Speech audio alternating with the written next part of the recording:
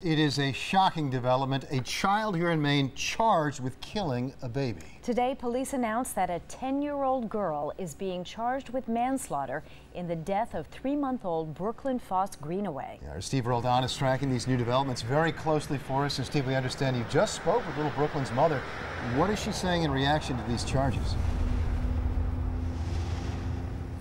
We spoke to Brooklyn's mother at her home here in the town of Clinton and says she wasn't surprised by today's developments in this case and says now she just wants to know how exactly her daughter died. It's anger and frustration.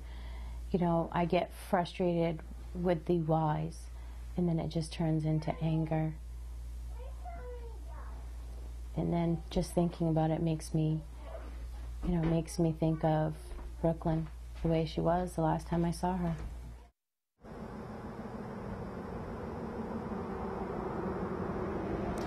That was Brooklyn's mother, Nicole Greenaway, reacting to today's developments. Her daughter, little Brooklyn Foss Greenaway, died on July 8th at a Waterville hospital. She had been in the care of a family friend by the name of Amanda Heward at this home in Fairfield. State police have charged Heward's 10-year-old daughter with manslaughter in connection with the baby's death. Maine State Police are not saying how Brooklyn died, but her mother says investigators told her that her daughter died of suffocation and that she had bruises on her face and medication in her system. Here's what Brooklyn's mother had to say about who she holds accountable for her daughter's death. All I can think about is Brooklyn's beat-up face. It's the only thing I can see. And knowing that it was preventable. You know, I mean, if it would have been different if it would have been like SIDS or something along those lines, but it wasn't. It was preventable. And that's what's frustrating. Now, we did try and contact Amanda Heward, the babysitter, at her home in Fairfield, but she was not available for comment. We are told that her 10-year-old daughter is in state custody and will be in a court in Skowhegan in October. So as of right now, still no word if additional charges or additional people are being looked at right now. That's the latest live here in the town of Clinton. Steve Roldan, News 13. Back to you. All right, Steve, thanks so much. Of course, charging a child this young for any crime is very rare, much less manslaughter. Authorities say this is the youngest person, in fact, charged with manslaughter in Maine in at least 25 years. Earlier tonight on News 13's Live at 5:30, I spoke with an expert on criminal defense law here in Maine, who says this will be an unusual case handled in the juvenile courts, but with some elements of it open to the public. Because it's manslaughter, the statutes say that this should be open to the public to some degree. So there is an aspect of it which will be open to the public. There's also an aspect which will be used and hidden, not from the public's view, but solely to protect the juvenile because she is so young in this case. Now, under Maine law, any child found guilty or adjudicated of a crime can be held until the age of 21 and no older, regardless of the severity of the crime. We'll continue to follow this case closely for any new developments. Saco police could soon begin trapping a colony of feral cats living in Camp Ellis. The only trouble is most people living there want them to remain free. News 13's Brad Rogers joins us live now with this cat controversy. Brad? Well, Kim, people in Camp Ellis are planning a rally for this Saturday to try and stop the feral cats from being trapped. Really, everyone we spoke with here in town want the cats to stay, but one person we know of wants them gone for good. Camp Ellis, known for its Long Rock jetty, lobster boats in the harbor, and its two popular restaurants, Hewitt's and Wormwood's.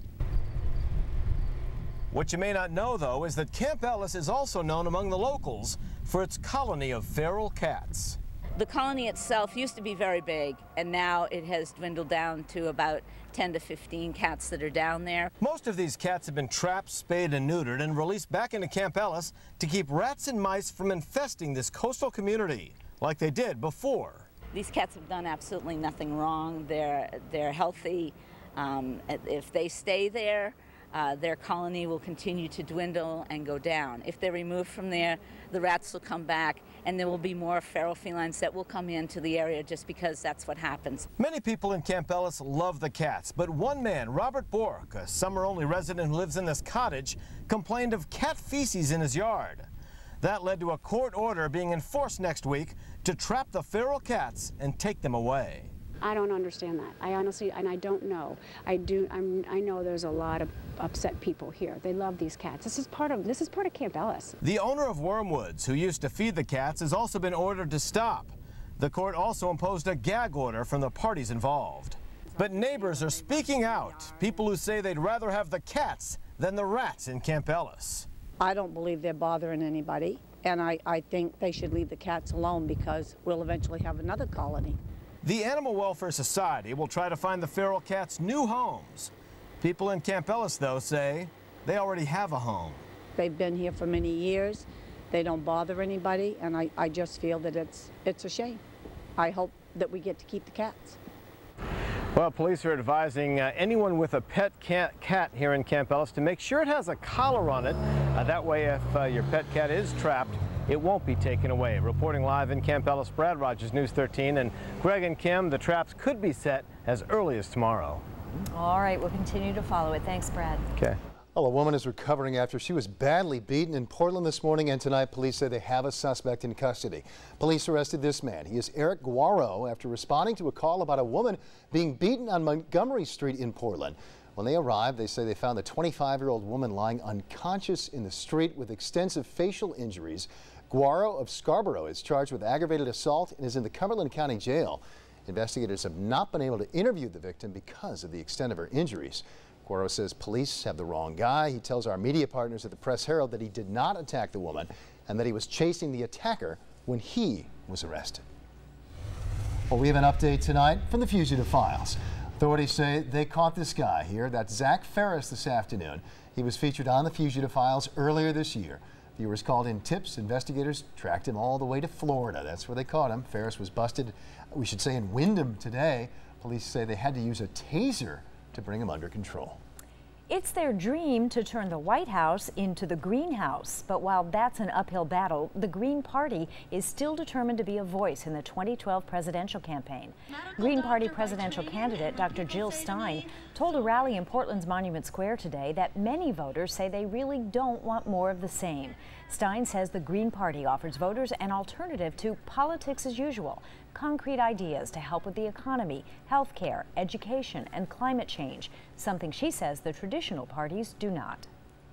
In fact, in many ways, they're making it worse by cutting the critical programs everyday people need for education, for health care, for housing, while trillions of dollars continue to be squandered on wars, Wall Street bailouts, and tax breaks for the wealthy. So the Green Party is actually a voice that's of, by, and for everyday people, because we don't take money from big corporations or from Wall Street. In case you're wondering, in 2008, the Green Party candidate received about 160,000 votes, which is only 1/10 of 1% of the total votes cast that year. Well, Oxford Casino seems to be doing pretty well in its first couple of months. The Oxford Casino is reporting revenues of nearly $10 million in its first 2 months of operation, meaning gamblers there lost $9.8 million in June and July combined. Of course, we don't know how much they won. That's how it netted out. The casino had paid more than $4 million in taxes. Meanwhile, revenues at Bangor's Hollywood Casino have fallen since Oxford opened. But the director of Maine's Gambling Control Board says it's too soon to blame that drop exactly on the Oxford Casino. The University of New England in Portland is set to become the first college in northern New England with a dental school. At a special ceremony, UNE dedicated construction of its new dental school patient care center. It's set to be finished by 2013. UNE is one of just a handful of universities in the country with health education that includes medical, pharmacy, and now dentistry. The new school will provide high-quality training and much-needed services to the area. We have an update tonight on a story we've been following closely for several months. Little Colton James was back in surgery today in Boston. Doctors are trying to reattach nerves in his left shoulder so he can regain use of that shoulder. Facebook posts from the family indicate that today's surgeries went well, although it will take months to be sure. And Greg, as we all know, the fact that Colton is alive at all is really a miracle. He almost died 9 months ago. He was hit by that truck going 50 miles per hour. Yeah, his story continues to inspire. Hope this went well. Yeah, absolutely. Now, your Weather Authority forecast with Charlie DePresti. Well, welcome back, everyone. Today was another beautiful day with highs in the lower 80s. If you like the heat, you're going to like tomorrow. There will, however, be a few more clouds, and there's a slightly greater risk for a shower or thunderstorm. And the reason for that, there's a cold front moving through tomorrow. Before that, we should top out at least in the upper 80s. That's as long as we get enough sun. Saturday looks nice. Temps a little bit cooler, upper 70s, more seasonable as we head into the weekend. Slight chance for a shower on Sunday as well. There'll be a few more clouds that day. Hey, it's the full moon tonight, or late tonight and tomorrow morning. In fact, early tomorrow morning is the official full blue moon. It's the second full moon of the month. This is a gorgeous shot coming in from a viewer sent to us last night. That one from Paul from Poland. So thank you very much. It's going to be another bright night out there due to the full moon, of course. Temps this evening are running the 70s, 78 for Portland. Dew point temperatures are pretty comfortable right now, 57 degrees. Those dew points will eventually rise a little bit late in the day tomorrow. Things are quiet here in the Northeast. Doppler HD, a nice clean sweep here in New England. Hard to find any showers when you don't have any clouds. Let's head down to the Gulf states for a moment and check in on Isaac. Isaac is now a tropical depression. Still see the center of circulation right there. That little green line is the past track. Many inches of rain, copious amounts of rain still occurring down there this evening. In fact, let's zoom in on one of those rain bands right now, moving into southern portions of Arkansas. Now, this storm will play a role in our forecast, but not until Tuesday. That's our next chance for seeing any rain around here. Some of Isaac's associated rainfall will arrive here Tuesday into Wednesday. We're going to talk more about that in just one moment. Satellite radar is nice and quiet here in the Northeast. We have sunny skies in place right now. There is a front to our west. That front moves through tomorrow, so there will be more clouds with a slightly greater risk for a shower or thunderstorm. Don't be surprised if you get a quick shower or storm. It's not going to last very long. Highs tomorrow should make it in the 80s to around 90 degrees. Let's head out to the tropics right now. I'm talking way out in the tropics. There it is right there. We're looking at Hurricane Kirk right now with a sustained wind of 90 miles per hour. This could become a major hurricane. That right there is a front that's going to curve the storm out to sea, so no problems are expected with Kirk, at least making landfall. That right there is Leslie. Leslie is a newly named tropical storm today. Now, most forecast model guidance suggests this storm is going to curve out to sea, but there's one forecast model that takes it very close to the east coast of the United States. And the time frame for that will be about 10 days from now. So we'll watch Leslie over the next several days. Let's just head back and take a look at Isaac right now. Again, a tropical depression, 35 mile per hour sustained winds there. All right, back to our forecast. It's looking nice. Tomorrow's the hot day. Temps will be in the upper 80s to around 90. Temps will actually cool heading into the weekend. Normal high is 75, so we will be around there, particularly on Sunday and again on Monday. Tomorrow will be the warmest day of the next 7 days. Storm Tracker is going to start us off tomorrow morning. Note a few more clouds early in the day. It's not going to be a day filled with beautiful sun or deep blue sky. There will, however, be plenty of sunny breaks. I'm going to call it a mixture of clouds and sun. A stiff southwest wind should warm us into the 80s. Here's that front. There's the chance for a shower or thunderstorm, especially in the mountains tomorrow. That moves through with very little fanfare late in the day. Temps will cool off a little bit or become more seasonable as we head into the weekend. It's about 2 o'clock in the afternoon on Saturday. Note the lack of clouds. It's going to be a beautiful day with highs in the 70s. Now to the 7-day forecast. Here we go. Sun and clouds tomorrow. Chance for a shower, thunderstorm, upper 80s, upper 70s on Saturday, mid 70s on Sunday and Monday. So those temps will struggle to get out of the mid 70s late in the long holiday weekend. But Greg and Kim, it does look like a nice long holiday weekend. I included the chance for a shower on Sunday as well, but any organized rain, that should hold off until at least Tuesday and into Wednesday. It's still a little uncertain the exact timing of it and how much rain we're going to get, but it looks like some of Isaac's remnant moisture is going to get caught up with a cold front that's approaching, so that could bring, maybe an inch or two of rain somewhere in there. That's welcome timing if it holds off till Tuesday. Yeah, we have a few days to worry about it. Yeah, that would be nice, right? It'd be Tuesday, perfect. Wednesday. All right, thanks, Charlie.